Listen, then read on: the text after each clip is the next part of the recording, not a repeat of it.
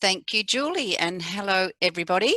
This webinar business is pretty excellent. I'm sitting by the fire in my PJs, but oops, maybe I wasn't meant to say that.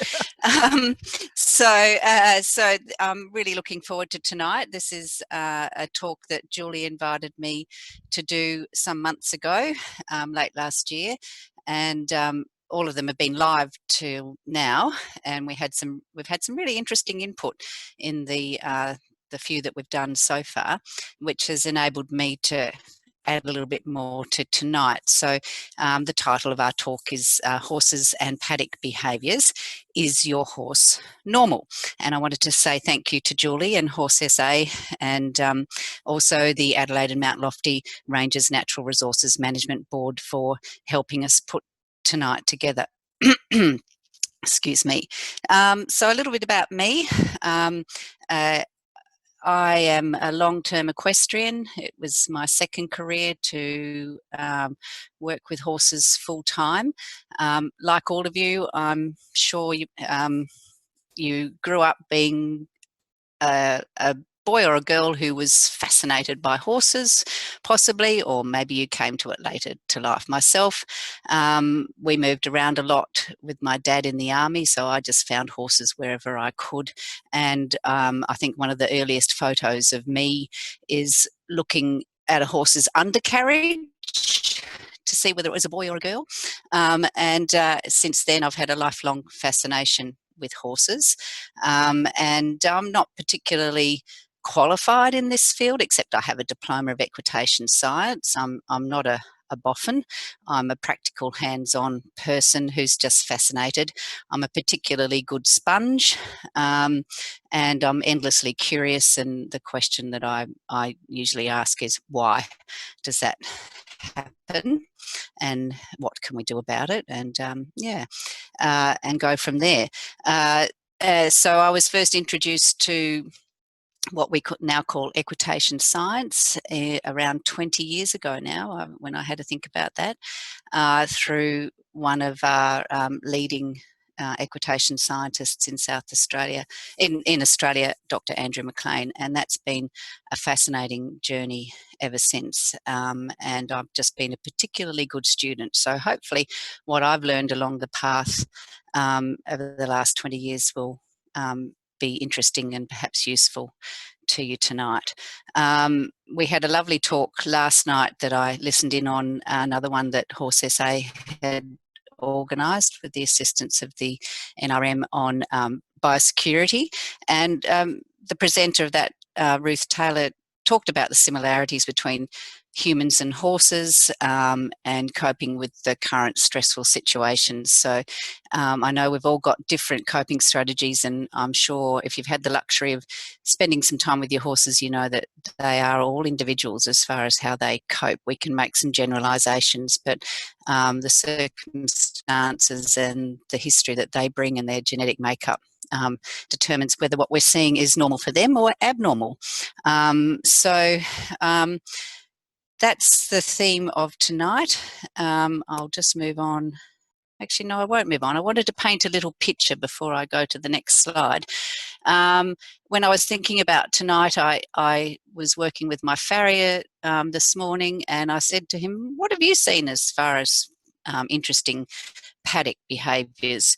And the one that came to mind for him was a horse that they took on, and it wouldn't walk in long grass. So he'd gone into a nice grassy field. He said it was about knee high, and that horse just would not walk anywhere there was long grass. He had to mow a track to the water, and for the whole time he had that horse on that property, it didn't leave that track. So isn't that fascinating? I asked a little bit more about it, and he said it was a racehorse that had come off a property where there was never any long feed. And clearly the long feed on the property that he was moved to was a concern. The other thing that I just wanted to paint a little picture about was coping strategies, and how humans obviously have our coping strategies, so do horses. I was sitting watching 4 horses in my paddock the other day, and I'm going to describe what I saw. One of them was trotting a perfect 20-metre circle, just on his own in the paddock, perfect 20-metre circle. You can start to guess why this might have happened. The other one was standing there under a tree and just had his head down. Another one was standing still in the sun. Actually, there was another one that was spending some time next to the horse that was still in the sun and then galloping off at great speed. And I found it interesting. I thought, well, look at all those different coping strategies, because the culprit in that particular circumstance, if I go to my next slide, which doesn't want to play, let's see. Now this is frozen up. I was getting to the punchline. This is like me telling a joke. Let's go down here and see what happens. There we go. The culprit, Botfly. So one little Botfly, or maybe a few, and there we saw different, what might have looked, if we didn't know what was causing it, like some really abnormal behaviours. But in actual fact, it was those individual horses with their different coping strategies. So this is the Australian version of the Botfly. It lays eggs on horses' legs and then becomes a larva within their intestinal system. And they're clearly very annoying and very tickly when they're active at this stage of their life cycle. So moving on to our next slide, I just wanted to play this little one, if it will play for us.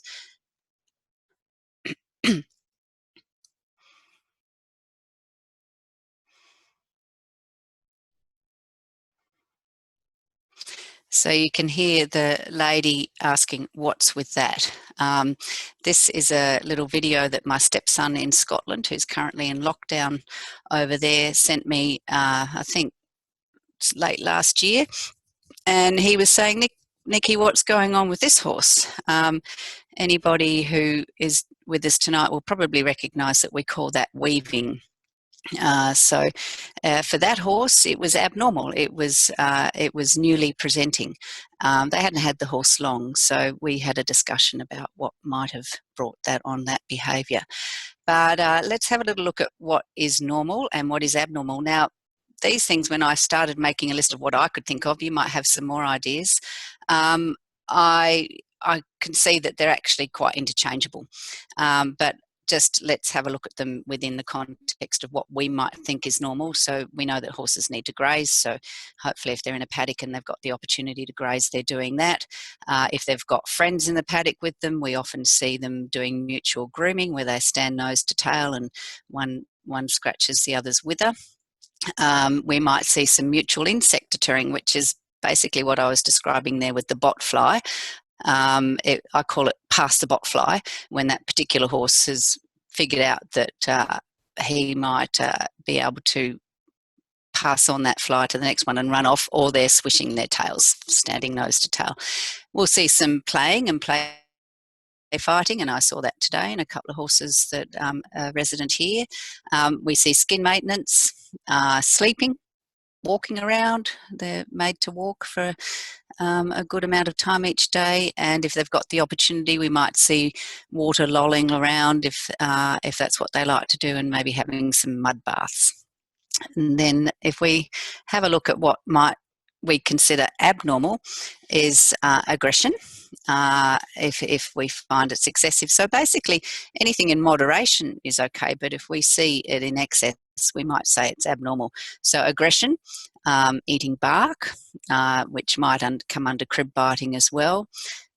Some form of depression, a difference in the horse's behaviour, excessive digging, fence walking, manure eating, that's one that grosses people out. Not grazing, perhaps, even though there was the opportunity to graze.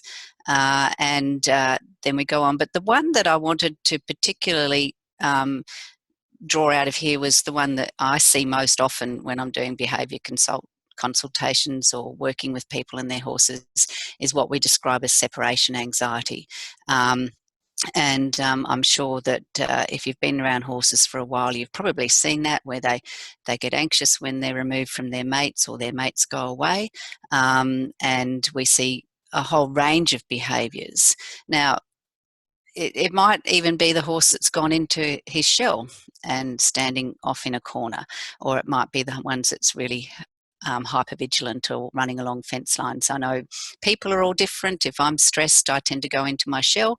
Other people might be chewing their nails and so forth. So that's just a little thought about what is normal and what is abnormal.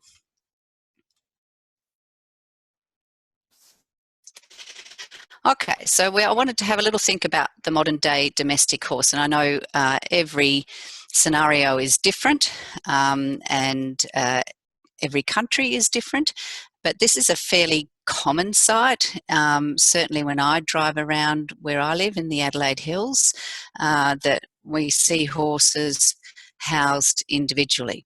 And if we have a look at this picture, it also tells us a little bit about that horse's behaviour. That shouldn't have happened. Let's go back. We'll go back to there. So it tells us about this horse's behaviour if we have a look at the wear and tear on the land, and we have a look at what opportunities this horse has got in his environment. We can't see if he's got friends in his paddock or over the fence, but we can have a look at a few different things in this picture and see that this ground is worn, so we're probably fairly confident that he spends quite a bit of time there, and there's erosion happening in this surface here. Obviously somebody's put a hot tape or a pretend hot tape across there to stop interactions with another horse, perhaps because they're worried about their safety. The horse has been fed a hard feed, and his natural behaviour would be to put his head down, but is he being able to do that when he's eating his hard feed? Where does he have to scratch? Well, he's got some posts. What I'm thinking about is, how does this horse express his natural behaviours? And if he's in a paddock on his own with not the opportunity to do that, then we might see some changes in their behaviour. But happily, I'm pleased to report that the thinking about how we house horses, I've certainly seen a major shift in the last 20 years. And even myself, I used to keep horses like this, single housing, and on their own, 24 hours a day. So if we've got the luxury of spending time with our horses on the same property, we might observe that there's a time budget, and that they do a range of different behaviours, and they spend some time doing that. So people who have studied horses tell us that this is the average horse's time budget. If we have a look at the blue part of the pie chart, the grazing takes up 12 to 15 hours. That's the biggest part of their day. Then sleeping, 2 to 6 hours, and loafing, that might include playing or just chilling out, 2 to 6 hours. So I'd encourage you all, if you haven't had a think about this already, have a look at what your horse's time budget is. Does your horse have the opportunity to graze for 12 to 15 hours a day? And if there's not grazing, is there an alternative to grazing? So this is something that I'd encourage you all to have a little think about. This one here, this leads us into what horses need. What are they hardwired to need, and how can we help them fill those needs? So they're called the 3 Fs.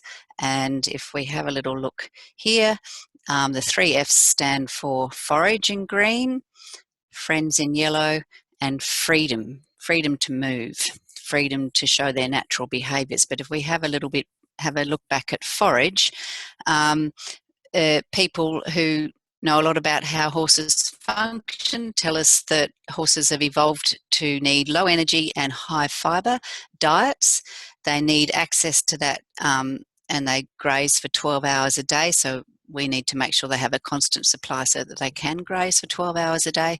And if we were only feeding them forage, they need to consume about 2% of their body weight per day to hold their condition. So the other F is friends, and that means that they've actually got horses in close proximity to them, not over a fence, actually in a paddock with them, because this is the only way that we know that they'll actually fully relax, and this allows them to rest, to play, to groom each other. It provides protection and security. If horses are housed individually, you might see that they do gather on common fence lines to fulfill some of those needs. But generally, the best policy is to provide them with friends, because that's a hardwired need. They're a social animal like us, and they actually need that touch that sometimes is not available to them.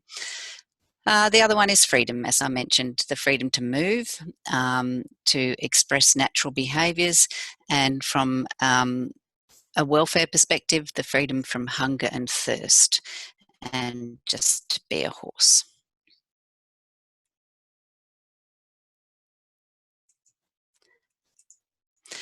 All right, here's a picture of horses in different sleeping positions, and there's 3 that they typically choose, and they do it in approximately 15-minute bouts. So we can have a look at the top picture. There's one horse standing, and we often call that the sentry horse. He's having a little look to see if there's any danger around.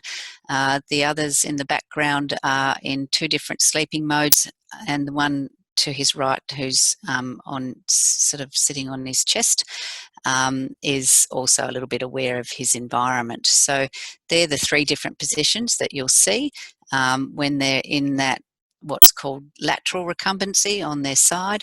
Then that's often when you hear the snoring, and maybe see a little bit of limb movement, because they're having some activity in their brain, and we know that they need that sleep. It's a hardwired need.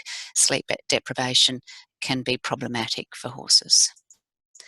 A lot of this information, and I want to thank Jane Myers for providing a good amount of the slides and photos that we've used tonight, comes from Jane Myers' work looking at grazing behaviour in horses, and that's evolved into an excellent resource. The website is Equiculture, and you can go there and sign up to receive a free mini course all about horse grazing behaviour, which is really informative. Jane used to live in a part of the year in Australia, and we had the fantastic opportunity of having her do workshops throughout Australia. So some of you will probably already be familiar with Jane's work.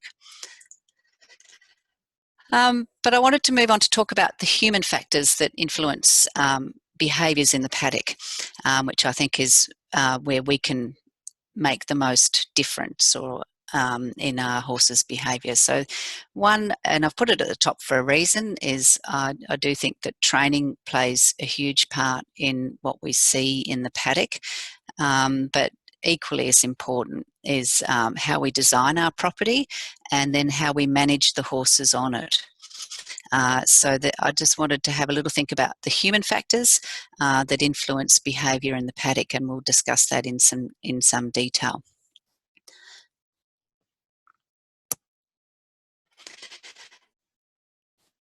So I might go back to that one. It's a little bit hard without an audience, but I'm managing. Okay, so training.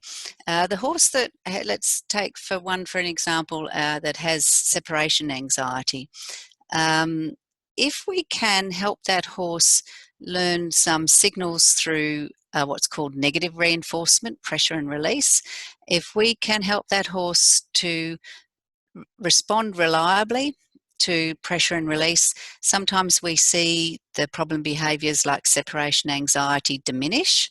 So that's something to think about with the training. Most of your training difficulties come with the horse's understanding of the pressure on his head to decelerate, to stop.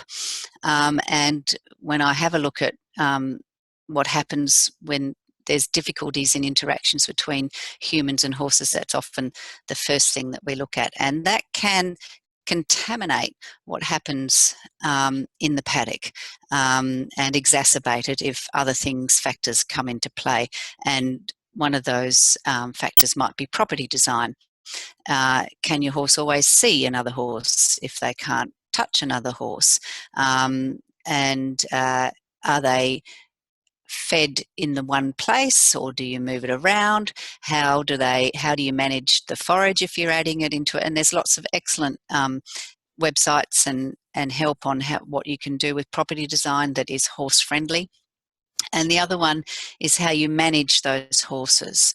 For example, what happens when you introduce a new horse into that stable herd that you might have already got going on the property, and horses do get on differently with individuals. And what we do with modern domesticated horses is pretty far removed from what they would do in the wild, and that has a variety of factors that influence how we manage those horses. So I'd encourage you just to have a little think about what your management structure is. Is it helping the horse cope in his environment, or is something challenging him in that environment?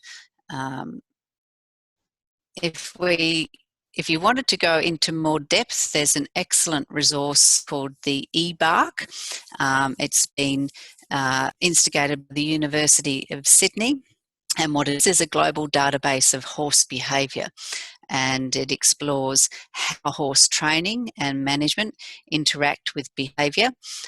So you can go on, it's free. You can register your horse, you can put in all the information you like, and you get feedback about your horse and how it fits into the body of work that's been contributed by anybody else who's gotten onto this resource. And it will feed into what we know about horses and help us understand their behaviour and how it affects horse welfare. So that's a terrific resource if you haven't come across it already. So I'd ask you how well you know your horse.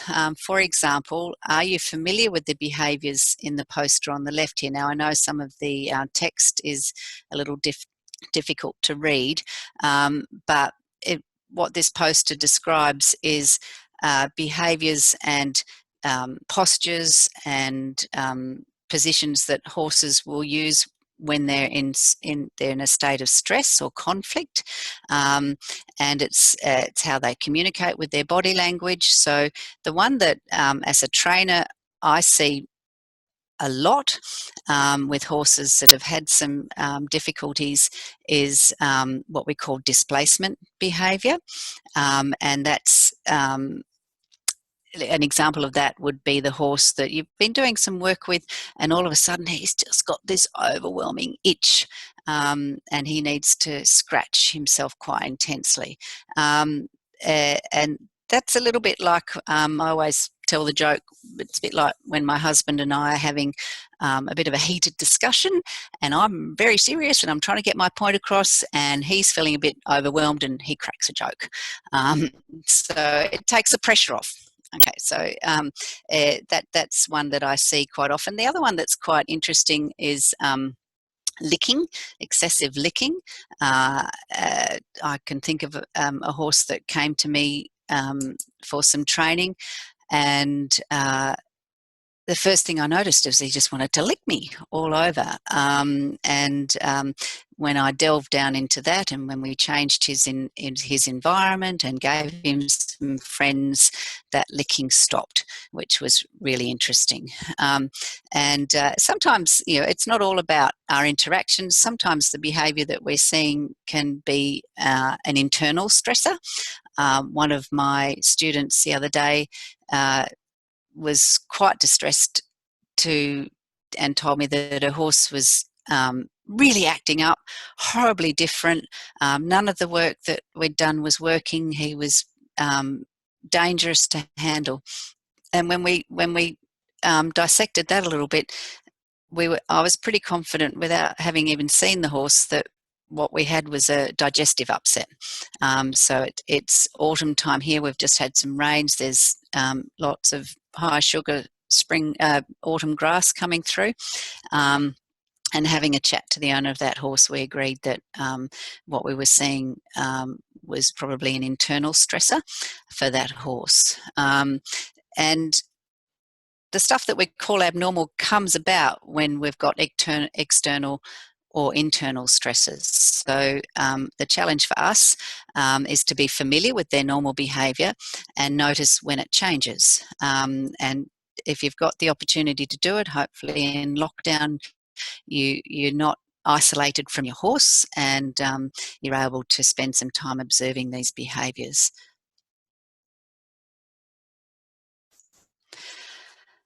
All right, I wanted to show you this diagram, which has been a long time in development, but I think this is the most current incarnation of it. And we're talking about helping the horse with his hardwired needs. So if we have a look at above the dotted line, there are things that are important that we cater for. And if we start on the left, looking at communication and mental stimulation. So has the horse got an opportunity to express that need and have that fulfilled? Foraging behaviour, which we've discussed here tonight, movement and exercise, being able to move, and if they can't, how do we cater for that need to move, and then to express social behaviours with other horses. Underneath that is care, and they're the things that we're usually really good at providing, is the physiological needs and making sure that the horse is in good health physically, and that he has good shelter and adequate nutrition and clean water. We're all usually brought up knowing really well how to cater for those needs, but what we're trying to expand the thinking of anybody who cares for a horse is what are we doing to give them the best life and enhance their well-being through understanding their hardwired needs and setting up their environment to cater for those. All right, I've got here discussion time. We'll do that with the Q&A, but I wanted to ask a couple of questions, and then I've got some resources to discuss with you.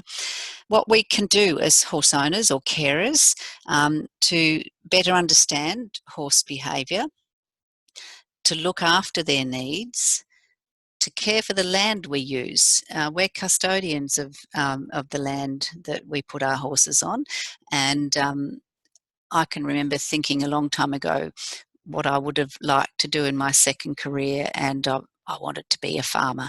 And now, to coin a term that Jane and Stuart Myers use, I'm a grass farmer.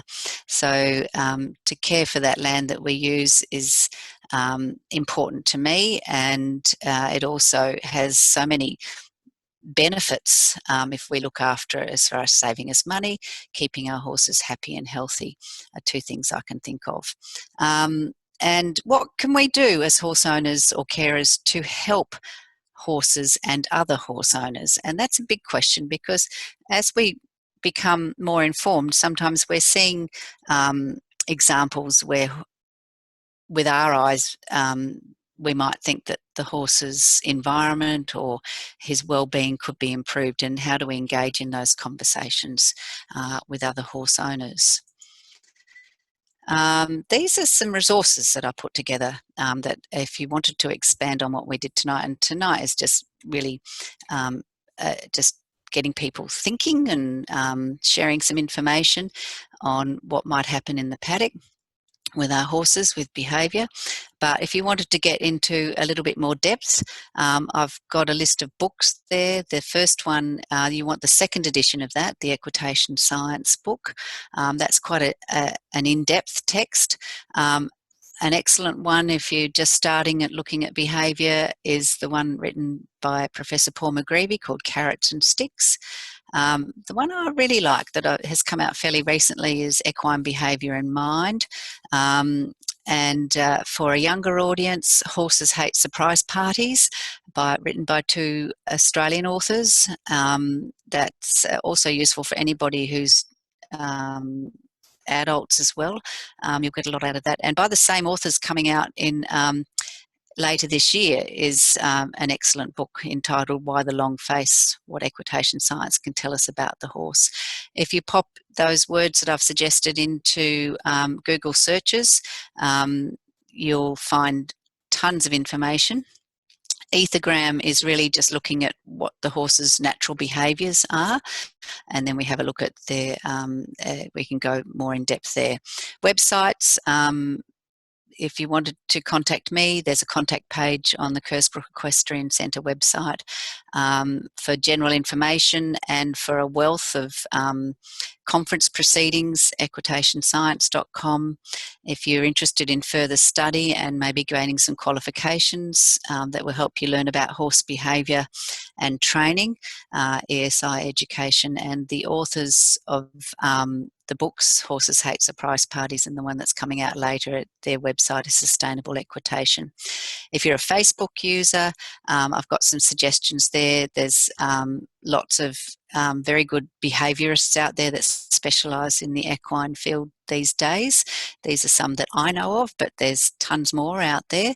And if you're in South Australia, the Equitation Science South Australia page, you'll find just little bit snippets of information and when events are coming up that you can attend here. So that brings us to a close. Thank you very much for your attention. I hope you're all still here and ready to ask some questions, because I'm ready to do what I can to answer them and see how we go. Thank you, Julie.